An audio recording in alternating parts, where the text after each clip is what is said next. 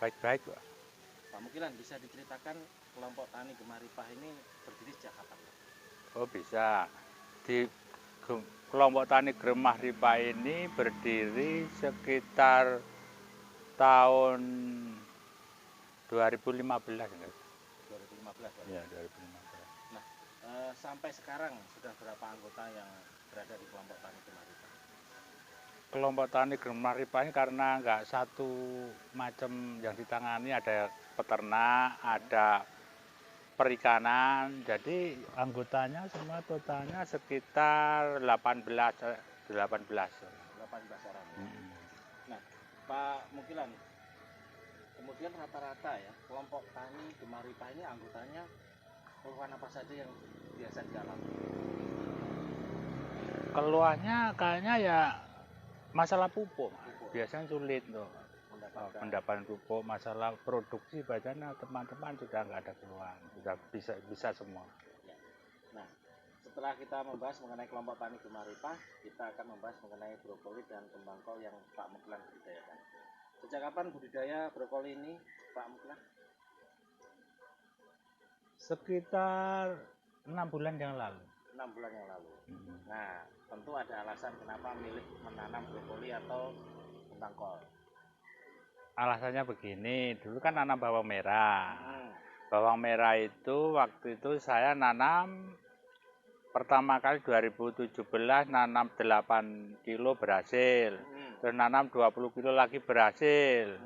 Akhirnya saya kembangkan terus 3 kintal bibit dengan biaya 53 juta gitu. Mendatangkan tenaga kerja dari Jawa, dari Bojonegoro. Terus waktu itu saya arahkan di Jawa dengan sini nggak sama, jangan disamakan. Tetapi dia itu ngeyel istilahnya, apa itu, berontak gitu. Maksa. Oh, kamu kan nanamnya masih sedikit, aku banyak. Yalah, aku menyerah. Akhirnya apa yang terjadi? Nggak sesuai yang kita harapkan. Akhirnya kecil-kecil. Bawangnya itu kecil-kecil, terus sulit dijual. Setelah itu saya rajang-rajang, saya titip-titipkan di toko. Terus begitu di toko-toko loh kok rame, akhirnya saya kewalahan produksi, akhirnya saya mendatangkan dari Jawa. Insya Allah sekarang omsetnya 1 bulan 3 kuintal. Sampai bisa menguliakan anak itu masuk dokter itu. Bawang merahnya ya. Bawang merah digoreng berarti? Setelah itu datangkan kan, yang kemudian saya menganalisa lagi kembang kol ini. Kembang kol harganya sekitar 35 sampai 40 kan. Terus kemarin itu berhasil sekali. Terus ini yang kedua kali ini brokoli ini baru tahap pertama. Belum berhasil. Karena brokoli lebih tinggi harganya sampai 70-80. Jadi atas dasar harga tadi yang tinggi, Pak Mukilan tertarik ya? Gitu. Tentu juga beda-beda mirip ya. Mungkin terkadang pendengar atau masyarakat ini bingung Pak Mukilan. Bedanya antara brokoli dan kembang kol ini bisa dijelaskan seperti apa? Mungkin dari cirinya? Dari ciri-ciri daunnya itu bisa dilihat ya, sana itu. Kembang kol tuh warnanya putih. Terus daunnya halus. Kalau brokoli ini seperti apa itu? Bergelombang. Ini. Terus bunganya biru. Nah, itu bedanya. Terus kualitasnya lebih bagus ini, apa itu? Brokoli. Kadar protein, kadar vitamin C-nya lebih tinggi ini, makanya harganya lebih mahal. Rata 70 ke atas kalau brokoli. Kalau kembang kol 40, paling eceran 50 gitu. Nah, untuk menanam brokoli ini, persiapan lahannya seperti apa, Pak? Persiapan lahannya pertama ya digemburkan, diolah lah pengolahan tanah. Terus kemudian dinaikkan pH-nya pakai gamping ya. Kapur kalau yang bagus, kapur yang hidup itu yang dikasih air bisa mendidih itu ya. Itu bukan dolomit. Kalau dolomit biasanya itu kapur gunung langsung digiling, nggak di proses pembakaran, itu menaikkan pH kurang bagus. Jadi campurannya itu ya? Kalau udah naik pH baru pupuk dasar, SP. Kalau sini harus membeli ayam harus ada, kalau di Tarakan, kalau Jawa enggak apa-apa. Kalau sini harus, karena nggak ada gunung meletus. Jadi unsur-unsur hara lainnya nggak ada di sini. Nah, kalau perbandingan tadi pakai gamping atau kapur ya, ini berapa kali berapa? Misalnya perbandingan antara mungkin tanahnya, kapurnya dan juga pupuknya. itu bisa dilihat kira-kira aja Mas, pokoknya bisa pH 4,5 itu sudah cukup. Berarti 1 kilo katakanlah 10 meter persegi memerlukan gamping 2 kilo aja cukup. Cukup ya. Cukup. Tapi kalau untuk untuk dulumin nggak cukup, lebih banyak. Lebih irit itu. Ini saya lihat juga pakai mulsa Pak ya. Ya. Apakah untuk menanam brokoli atau kembang kol harus memakai ini Pak? Iya, karena apa? Untuk menanggulangi gulma atau rumput itu. Kalau rumput itu nanti tumbuh, kalau dijabut mempengaruhi akar, akhirnya itu berkelainan. Pertama kali, yang kedua kali itu melindungi kelembapan.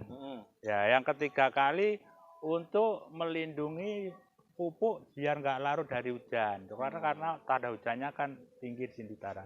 Ya. Ini di kebunnya Pak Mukilan juga ada apa namanya Pak? Paranet. Nah, ini saya juga melihat di kebunnya Pak Mukilan di atas tanaman brokoli ini ada paranet. Ini apakah ada maksudnya ini dipasang paranet ini Pak Mukilan? Ya karena untuk adaptasi ini kan sebenarnya tanaman dari Jepang ya. Jepang kan dingin. Ini sebenarnya tanam pegunungan, kita paksa di sini bagaimana? Ya itu kita mengatur suhu. Jadinya supaya nggak begitu panas, akhirnya kasih paranet. Terus alhamdulillah bisa berhasil gitu. Ini sebenarnya tanaman di daerah pegunungan ya hawanya dingin seperti di Malang, di Batu, kalau di Bali Kintamani, di Bogor itu. Di sini tuh istilahnya di rekayasa sendiri. Tadi kita sudah berbicara mengenai persiapan lahan ya. Sekarang untuk persiapan bibitnya seperti apa Pak Mukilan? Apakah dia ditanam langsung atau disemai dulu? Bibit ini terus terang kalau untuk brokolinya dari Jepang ini, belum penangkaran Indonesia belum ada, dari Panamera sama Bisi belum ada. Ini dari Jepang kemarin saya ambil beli di Bukalapak terlalu mahal, terus online ya, online. Itu harganya 20 butir 9.000, terus akhirnya anak saya suruh cari yang di kuliah di Malang itu, ketemu di daerah Batu cuma 2.500 butir, cuma harganya 175, lebih murah itu. Nah ini perlakuannya seperti apa bibitnya? Perlakuannya disemai dulu seperti ini. Cara menyemai ya ini tanah sama dicampuri tembel ayam yang udah diayak, yang tembel ayam yang kering terus diayak ya, terus biar lembut, terus disemai seperti ini ya. Gitu ya. Nah, kalau semaian dari brokoli ini berapa lama baru bisa ditanam ke lahan yang sudah siapkan Pak Mukilan?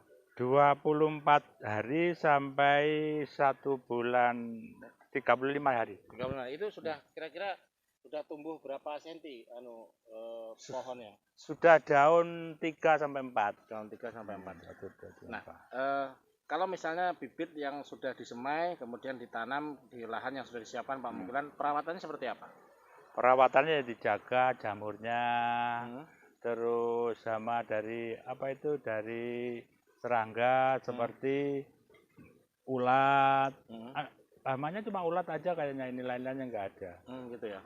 Sama jamur aja. Jamur. Laju. Nah kalau misalnya ada jamurnya, ini penanggulangannya seperti apa Pak Mukilan? Kalau jamurnya kalau di batang kemarin tuh kan terlalu parah, itu saya puaskan obat jamurnya. Tetapi kalau yang di atas saya semprot gitu.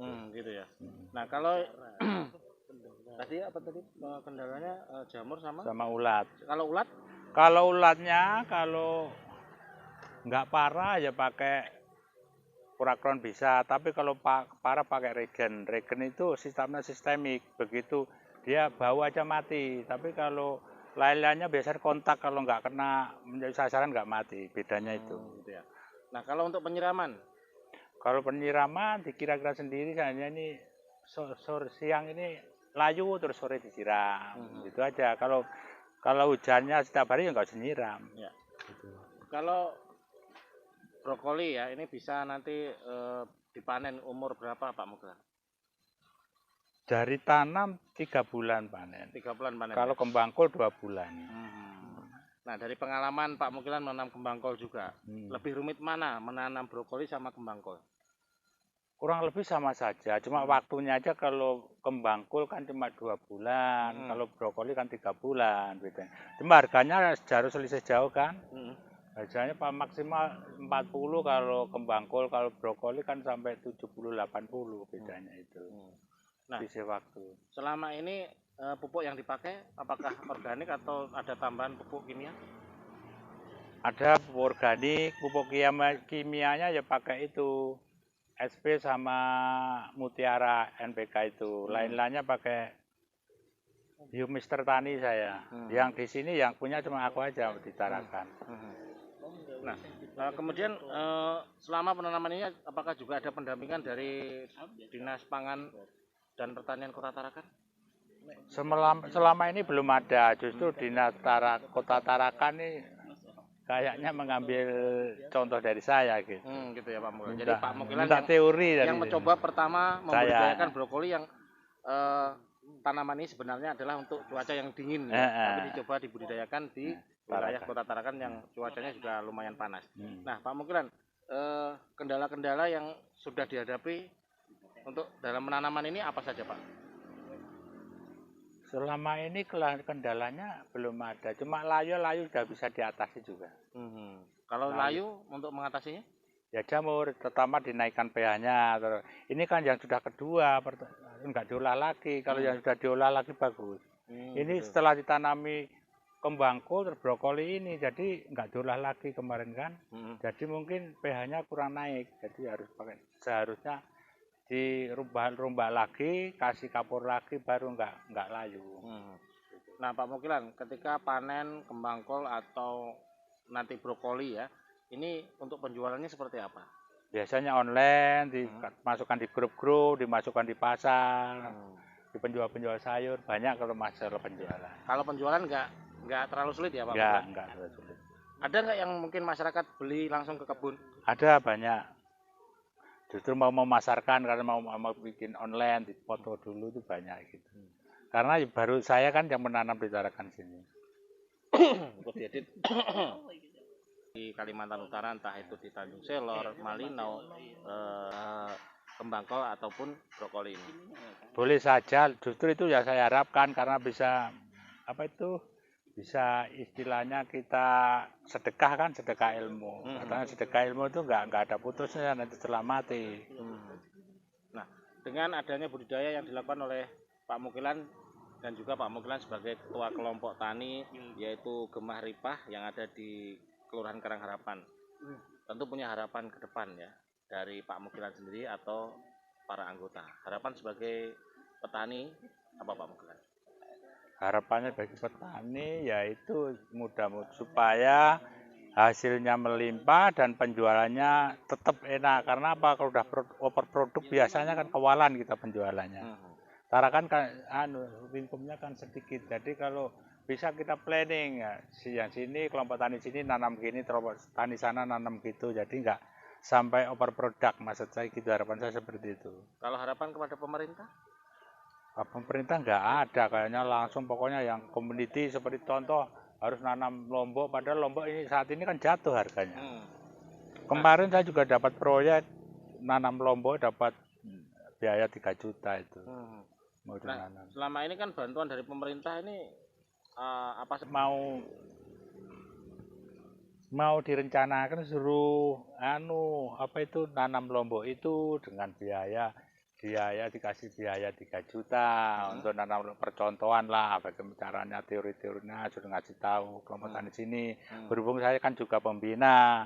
Kelompok tani Tarakan ada 108 kelompok tani, ya pembinanya ada 4, jadi kebetulan saya jadi pembina juga. Salah satunya ya Pak ya? Salah satunya. Baik. Terima kasih Pak Mukilan atas bincang-bincangnya mengenai tanaman brokoli dan juga veteran RT 5 Kelurahan Karangharapan.